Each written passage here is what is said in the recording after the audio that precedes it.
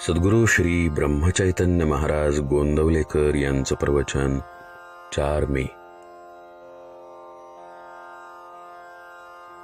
सत्संगतीत राहावे. नेहमी संताची संगत धरावी. परमार्थाला संतांचे अधिष्ठान आवश्यक आहे. संत आपल्या जवळच असतात. त्यांना पाहायला कुठे जावे लागत नाही. चित्त शुद्ध नसेल तर संतांच्या जवळ जाऊन तरी काय उपयोग होणार.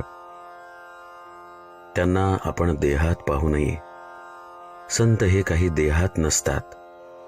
ते जे काही सांगतात त्या साधनात ते असतात.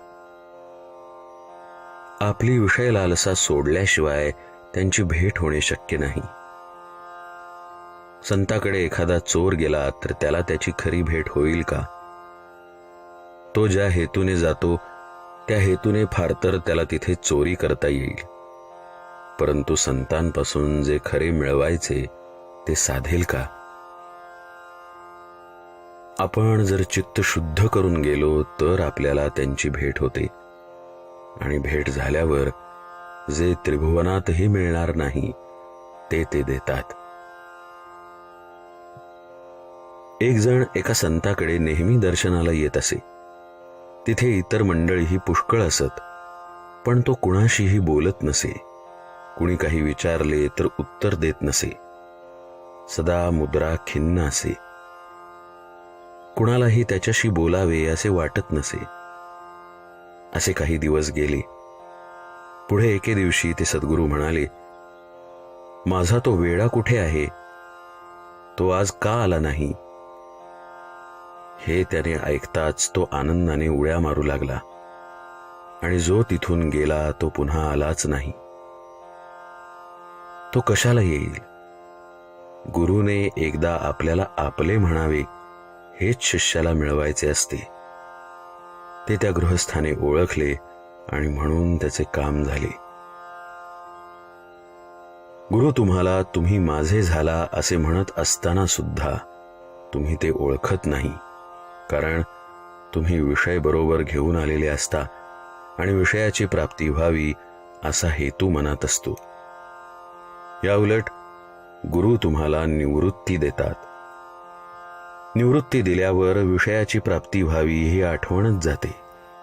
जसे तहान लागल्यावर पाणी हवेसे वाटते, पण तेच पाणी पोटभर प्यायल्यावर नकोसे वाटते, म्हणजे त्याची निवृत्ती होते. आपला यावर आज विश्वास बसायचा नाही, पण हा विश्वास बसायला भगवंताचे नामस्मरण केले पाहिजे. नामाने ते कार्य होते, म्हणून नामस्मरण करीत जावे. नामाने काळजी वाटणे नाहीसे होते, आणि मग तळमळ ही आपोआप जाते.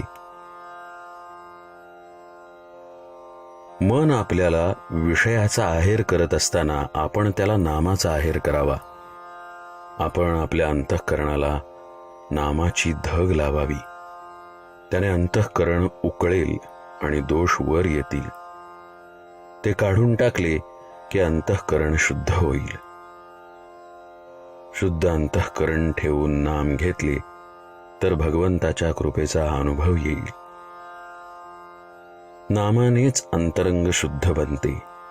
नामानेच मन अंतरात प्रवेश करून स्थिर बनते.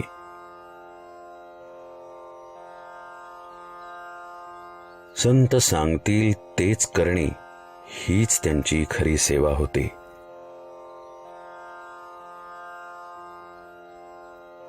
जानकी जीवन स्मरण जय जय राम.